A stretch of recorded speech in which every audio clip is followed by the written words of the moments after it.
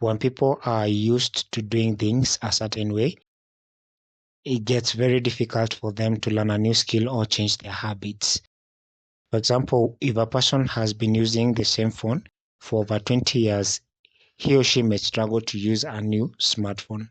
The brain has very strong habit circuits. When you repeat an action over and over again, a neural pathway is formed, and then it becomes easier for you to do that action using less conscious thinking. So, for example, it's driving a car, typing on a keyboard, brushing your teeth. So through repetition and effort, that neural pathway is formed. A researcher by the name of Charles Duhigg, the author of The Power of Habit, he says that habit actually exists in 3 states.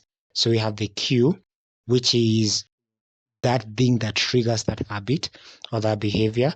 And then we have routine, which is not the behavior itself.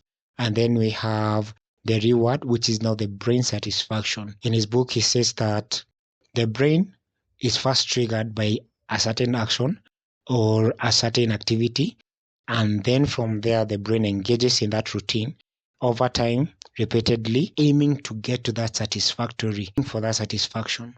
So now when you want to change those behaviors, it becomes really, really difficult. And look into our everyday observation, like quitting smoking, quitting a diet that you have been used to, starting a different lifestyle, say moving from one religion to another.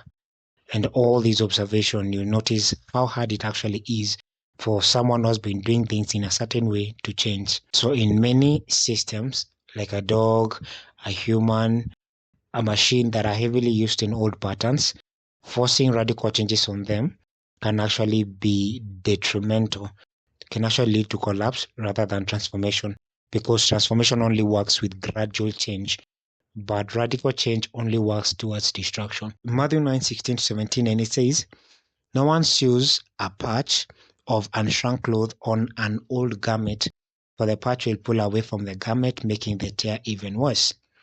17, it says, "Neither do people pour new wine into old wineskins. If they do, the wineskin will burst and the wine will run out. So they pour the new wine into new wineskin, and both of them are preserved." When grape juice is going through a process known as fermentation, carbon dioxide gas is actually emitted from the grape juice, from the new wine, and it makes whatever is holding that wine to expand. There's also heat which is being produced there. And the wineskin, if it has already been used before, it actually dries up. It can't expand anymore. And both the wine and the wineskin get to a breaking point, and the wineskin has no option but to break. And when it breaks, both of them are wasted.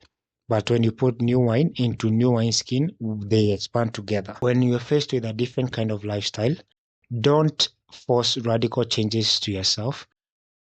Grow gradually. So what Jesus was trying to mean is, every time life brings you to a point where you have to make a big drastic change, take it gradually. This is what I mean. People undergoing career changes. Someone might have delayed for too long to start a career, and the day you actually now engage that career, it's already too late, and you are forced to study so much, and in that process you experience burnout. You have not observed your weight for the longest time, and now you're starting to go to the gym, but you exercise too much, you end up injuring yourself rather than transforming yourself. And many other venues like education. For example, you have been missing in all your semesters, and now the night before the main exam, you're studying. And what happens is, even after all that studying the whole night, you end up failing that exam. It's because a new wine is poured into a new wineskin. So what Jesus was saying is, if you want transformation in your life, make sure that you're able to stretch enough to have the life that you want.